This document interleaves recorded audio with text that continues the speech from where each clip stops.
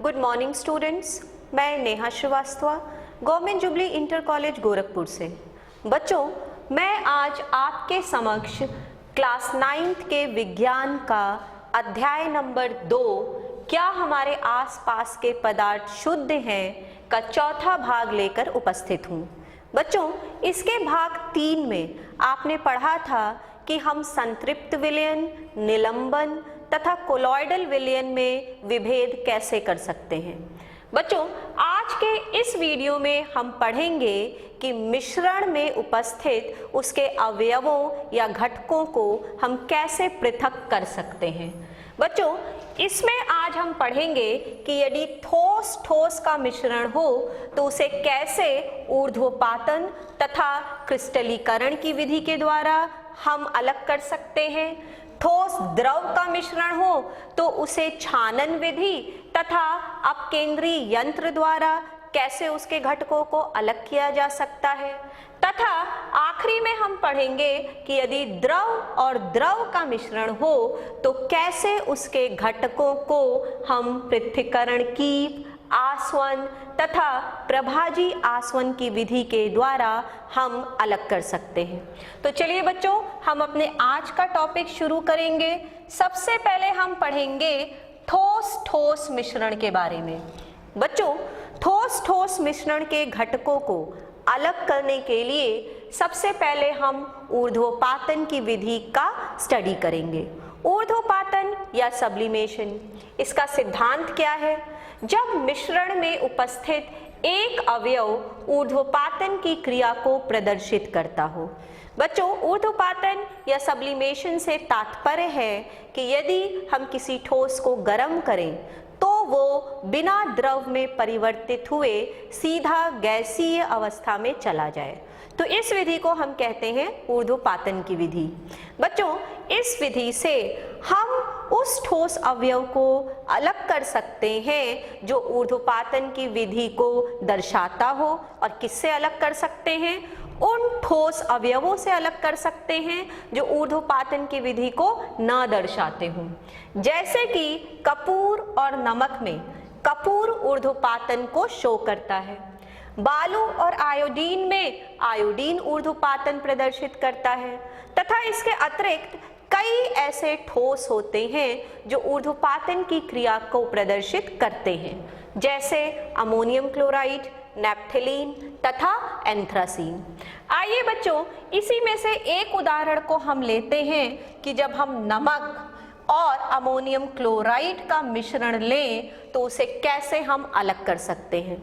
बच्चों, इस विधि में हमने चीनी मिट्टी की एक प्याली ले ली है और इस प्याली में हमने अमोनियम क्लोराइड और नमक का मिश्रण ले लिया है। और इसके ऊपर हमने क्या किया है? इसके ऊपर हमने एक उल्टा फनल या कीप को रख करके इसके ऊपर रुई का प्लग लगा दिया है ताकि निकलने वाली वाष्प बाहर ना जा सके। जब आप इसे नीचे से हीट या गर्म करेंगे तो अमोनियम क्लोराइड चूंकि ऊर्ध्वपातन की क्रिया को प्रदर्शित करता है, इसलिए वह गैसीय अवस्था में चला जाएगा। गैसीय अवस्था में जाने के बाद जब वह धीरे धीरे ठंडा होगा तो वह उल्टी रखी हुई कीप की दीवारों पर चिपक जाएगा और ठोस में परिवर्तित हो जाएगा। तो क्या किया हमने? हमने उल्टी रखी हुई फनल की दीवारों पर ठोसीकृत अमोनियम क्लोराइड को प्राप्त कर लिया और चीनी मिट्टी की प्याली में क्या शेष रह गया? शेष रह गया सोडियम क्लोराइड या नमक। तो इस तरह से हमने देखा कि ऊर्ध्वपातन की विधि से कैसे हमने नमक और अमोनियम क्लोराइड के मिक्सचर को अलग किया। आइए बच्चों, अब हम ठोस ठोस मिश्रण में उपस्थित अवयवों को अलग करने की दूसरी विधि को पढ़ेंगे, जिसका नाम है क्रिस्टलीकरण की विधि। इस विधि का सिद्धांत क्या होता है? बच्चों, आपके मिश्रण में जिस अवयव को आपको पृथक करना हो वह जल में घुलनशील होना चाहिए। जैसे मान लीजिए इस विधि का उपयोग करके हम कॉपर सल्फेट को उसके अशुद्ध नमूने से अलग कर सकते हैं, सोडियम क्लोराइड या नमक को समुद्री जल से अलग कर सकते हैं तथा फिटकरी को उसके अशुद्ध नमूने से अलग किया जा सकता है। बच्चों इसमें से इस उदाहरण को हम डायग्राम की हेल्प से समझेंगे। इसमें देखिए हमने किया क्या है। इसमें हमने सबसे पहले अशुद्ध कॉपर सल्फेट को जल की न्यूनतम मात्रा में घोल लिया है। क्या किया हमने, यहाँ पर अशुद्ध नमूना लिया कॉपर सल्फेट का और उसको जल की न्यूनतम मात्रा में घोल करके फिर उसको फिल्टर पेपर से छान लिया। जब आप उसको फिल्टर पेपर से छानेंगे तो अघुलनशील अशुद्ध पदार्थ फिल्टर पेपर पर रह जाएगा और कॉपर सल्फेट का विलयन आपको इस बीकर में प्राप्त हो जाएगा। अब आपको क्या करना है, देखिए आपने यहाँ पे अशुद्धियों को छान लिया और संतृप्त विलयन प्राप्त करने के लिए जल को कॉपर सल्फेट के घोल से वाष्पीकृत करना होगा। तो इसमें हमने क्या किया, कॉपर सल्फेट का विलयन लिया और उसको बर्नर की सहायता से गर्म किया। तो क्या होगा, पानी वाष्प बन के उड़ जाएगा और धीरे धीरे हमें कॉपर सल्फेट का संतृप्त विलयन प्राप्त हो जाएगा। जब आपको कॉपर सल्फेट का संतृप्त विलयन प्राप्त हो जाए तब आप इसको थोड़ी देर के लिए अलग रख दीजिए और 1 दिन के आसपास इसको ऐसे ही छोड़ दीजिए। जब आप 1 दिन के पश्चात देखेंगे तो आपको कॉपर सल्फेट के क्रिस्टल प्राप्त हो जाएंगे। बच्चों एक चीज और आप समझ लीजिए कि क्रिस्टलीकरण की विधि को वाष्पीकरण की विधि से उत्तम माना जाता है। क्यों? वो इसलिए क्योंकि कुछ ठोस विघटित हो जाते हैं या कुछ चीनी के समान गर्म करने पर झुलस जाते हैं। क्या होता है कि कुछ ठोस ऐसे होते हैं जिनको यदि हम गर्म करें तो वो विघटित हो जाएंगे या जैसे चीनी जल जाता है, झुलस जाता है, वैसे झुलस जाएंगे। और छानने के पश्चात भी कुछ अशुद्धियां विलयन में चली जाती हैं। जल का वाष्पीकरण करने पर ये अशुद्धियां ठोस को दूषित कर सकती हैं।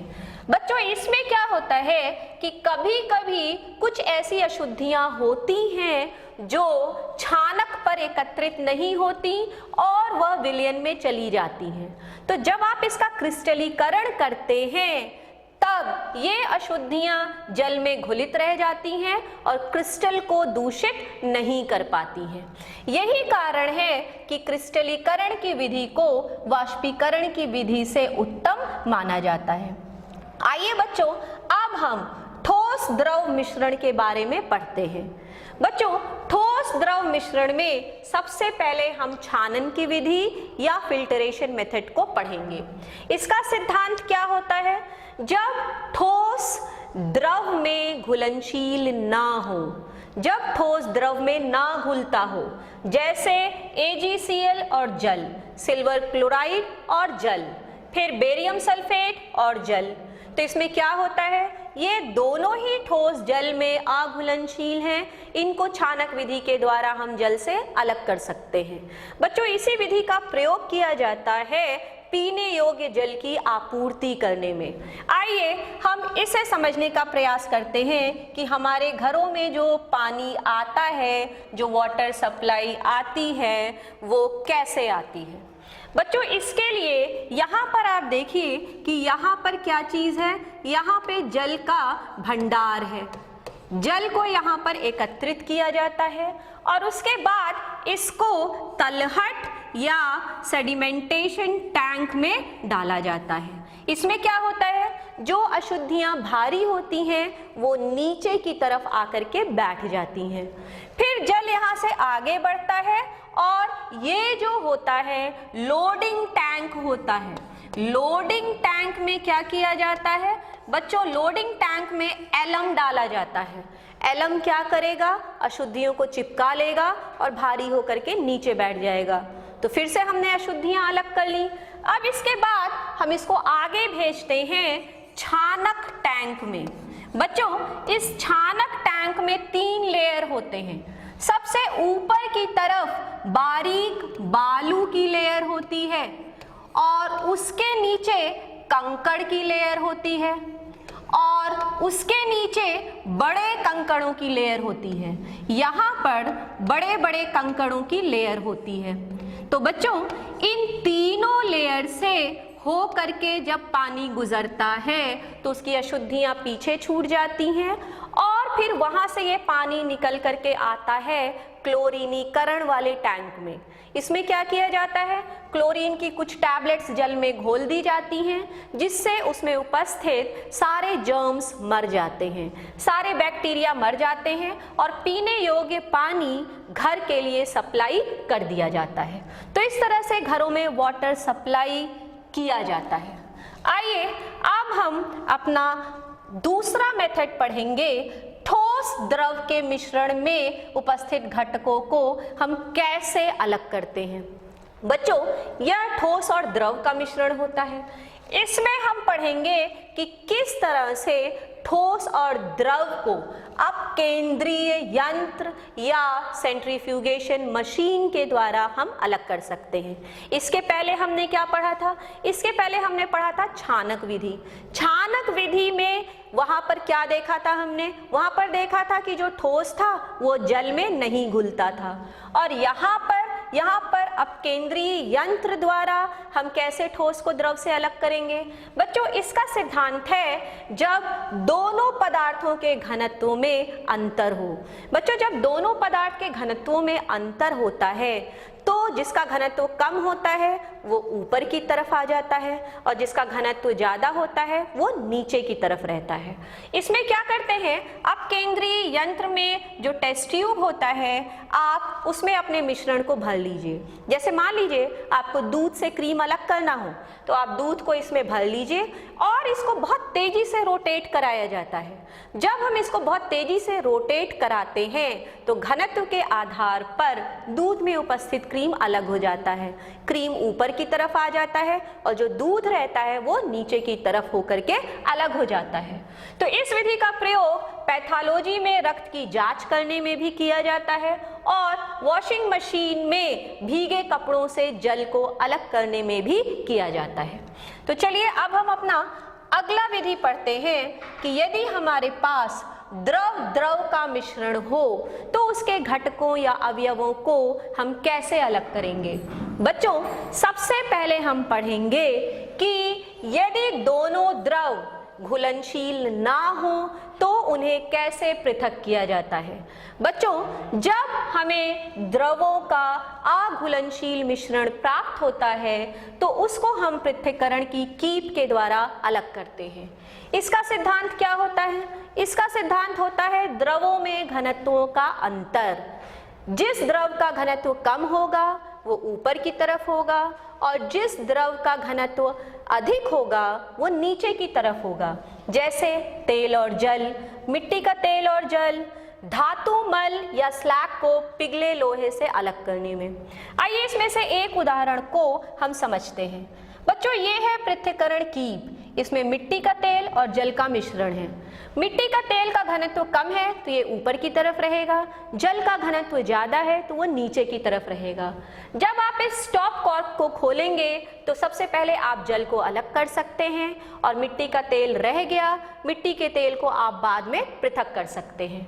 तो इस तरह से अघुलनशील द्रवों का पृथक्करण किया जाता है। अब इसके बाद द्रव का मिश्रण, यदि दोनों द्रव आपस में घुलनशील हो। बच्चों, इसके दो मेथड्स होते हैं। पहला होता है आसवन विधि और दूसरा होता है प्रभाजी आसवन। आसवन विधि का प्रयोग हम तब करते हैं जब दो घुलनशील द्रव जिनके क्वथनांक में 25 डिग्री सेल्सियस से ज्यादा का अंतर हो उपस्थित हो। मतलब ऐसे द्रवों का मिश्रण जिसके बॉइलिंग पॉइंट में 25 डिग्री सेल्सियस से ज्यादा का अंतर हो, जैसे एसीटोन और जल। जल का क्वथनांक 100 डिग्री सेल्सियस और एसीटोन का क्वथनांक 56 डिग्री सेल्सियस। आप देखिए, इसको इस डायग्राम से समझने का प्रयास करिए। इसमें एक आसवन फ्लास्क लिया गया है और यहाँ पर एक कंडेंसर या जल संघनक है। जल संघनक का क्या कार्य होता है? जल संघनक का कार्य होता है कि उसमें नीचे के रास्ते से ठंडा जल प्रवाहित किया जाता है और वो इस पतले से ट्यूब में से आने वाली वाष्प को ठंडा करता है अथवा संघनित करता है। तो आप देखिए, यहाँ पर हमने जल तथा एसीटोन का मिश्रण ले लिया है। जब हम इसे गर्म करेंगे तो एसीटोन जिसका क्वथनांक कम है उसके वाष्प निकलेंगे और उसका जो वेपर निकलेगा इस पतली ट्यूब से होकर के जाएगा, उसका संघनन हो जाएगा, आपको एसीटोन यहाँ पर प्राप्त हो जाएगा और पीछे छूट जाएगा जल। तो इस तरह से आसवन फ्लास्क की सहायता से या आसवन विधि की सहायता से हमने ऐसे दो घुलनशील द्रवों को पृथक किया जिनके बॉइलिंग पॉइंट्स में 25 डिग्री सेल्सियस से ज़्यादा का अंतर हो। अब आइए देखते हैं कि यदि दो घुलनशील द्रव जिनके बॉइलिंग पॉइंट में 25 डिग्री सेल्सियस से कम का अंतर हो तो उनको कैसे पृथक करेंगे। बच्चों, उनको पृथक करने के लिए प्रभाजी आसवन की विधि अपनाई जाती है, जैसे बेंजीन और एसीटोन। बेंजीन का बॉइलिंग पॉइंट 80 डिग्री सेल्सियस है और एसीटोन का बॉइलिंग पॉइंट 56 डिग्री सेल्सियस है, अर्थात इन दोनों के बॉइलिंग पॉइंट्स में 25 डिग्री सेल्सियस से कम का अंतर है। इसको आप इस डायग्राम की सहायता से समझिए। बच्चों, इसका डायग्राम आसवन विधि की तरह ही है, बस इसमें आसवन फ्लास्क तथा जल संघनक के बीच में एक प्रभाजी कॉलम लिया गया है। प्रभाजी कॉलम में ग्लास के छोटे छोटे बॉल्स होते हैं। इनका कार्य होता है सरफेस एरिया या सतह के क्षेत्रफल को बढ़ाना। जब आप इसमें मिश्रण लेंगे तो क्या होगा, यहाँ से जो वाष्प निकलेगी वो जब इन ग्लास के बॉल से होकर के जाएगी तो सतह का क्षेत्रफल बढ़ने से वह धीरे धीरे ठंडी हो जाएगी और वापस द्रव में बदल जाएगी। जब वो वापस द्रव में बदलेगी तो नीचे की तरफ आएगी और जो फ्रेश वेपर्स निकलेंगे वो ऊपर की तरफ जाएंगे। तो क्या होगा, वेपर्स उस द्रव को पुनः गर्म कर देंगे, वो पुनः वाष्प में बदल जाएगी। तो बच्चों, इस विधि में सबसे पहले कौन सा वेपर बाहर की तरफ निकलेगा? वो वेपर बाहर की तरफ निकलेगा जिसका क्वथनांक कम होगा, क्योंकि वो ज़्यादा वोलेटाइल होगा। वोलेटाइल से मतलब है गैसीय अवस्था में जाने की प्रवृत्ति। तो जिसका बॉइलिंग पॉइंट कम होगा वह तेजी से निकलेगा और वो सबसे पहले निकलेगा और इस जल संघनक में जा कर के उसका संघनन हो जाएगा और उसे हम पृथक कर सकते हैं। तो बच्चों, यहाँ पर प्रभाजी कॉलम का रोल क्या हुआ? यहाँ पर प्रभाजी कॉलम का रोल था कि ये रिपीटेड कंडेंसेशन करता है या बार बार संघनन की क्रिया को दोहराता है। तो इस विधि से हमने देखा कि दो घुलनशील द्रव जिनके बॉइलिंग पॉइंट्स में 25 डिग्री सेल्सियस से कम का अंतर हो उनको कैसे पृथक किया जाता है। बच्चों, अब एक मेथड आप और सीख लीजिए। वो मेथड है कि काली स्याही में विद्यमान डाइयों को पृथक करना। जैसे काली स्याही बहुत सारे कलर्स का मिश्रण होती है, तो हम उसे कैसे अलग करते हैं? बच्चों, इसमें क्या किया जाता है, इसमें एक फिल्टर पेपर लंबी स्ट्रिप ली जाती है और उसके लगभग नीचे से 3 सेंटीमीटर ऊपर की तरफ हम पेंसिल से एक लाइन खींच लेते हैं, बीच में एक डॉट बना लेते हैं। अब क्या करना होगा, अब आप जो काली स्याही आपके पास है उसको लेकर के उसकी एक बूंद यहाँ पर आप डाल दीजिए और इसको सूखने के लिए छोड़ दीजिए। फिर आप इसको एक गैस जार में ले लीजिए जिसमें जल भरा हो, लेकिन ये ध्यान रखिएगा कि इस फिल्टर पेपर की स्ट्रिप को जब आप इस गैस जार में डालिए तो जहां पर आपने स्याही को लोड किया है वो हिस्सा जल के कांटेक्ट में नहीं आना चाहिए। थोड़ी देर के लिए आप इसे ऐसे ही छोड़ दीजिए। आप देखेंगे कि ये जो जल है ये ऊपर की तरफ चढ़ने लगता है और जब यह सूख जाए तब आप देखेंगे कि अलग अलग स्थान पर आपको जो डॉट्स मिलेंगे वो क्या रिप्रेजेंट करेंगे, वो रिप्रेजेंट करेंगे कि किस स्थान पर कौन सा कलर जो उस मिक्सचर में प्रेजेंट था वो कहाँ जा कर के पृथक हुआ। तो बच्चों, आज के इस वीडियो में हमने बहुत सारी चीज़ें सीखी। हमने सीखा कि मिश्रण के घटकों को किस प्रकार हम पृथक कर सकते हैं। आगे की वीडियो में हम सीखेंगे कि वायु में उपस्थित ऑक्सीजन गैस को हम प्रभाजी आसवन की विधि के द्वारा कैसे अलग कर सकते हैं। तो तब तक के लिए थैंक यू वेरी मच।